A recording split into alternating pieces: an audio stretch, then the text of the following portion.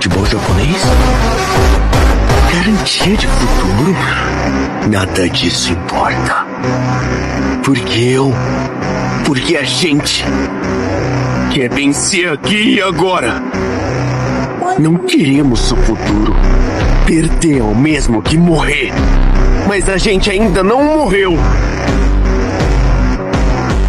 Eu só quero ser o melhor do mundo. Nossa, Isai.